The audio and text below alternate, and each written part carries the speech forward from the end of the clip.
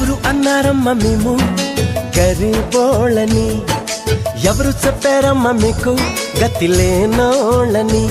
ప్రతి చెట్టుకు కాసిన కాయ మీది,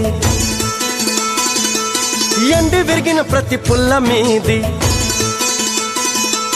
కొండ కోన వాగు వంక గూడెం గుడిసే పల్లె పాట కలిసి వెరసి అడవే మిదమ్మా, ఈ అడవి మీద హక్కే మిదమ్మా.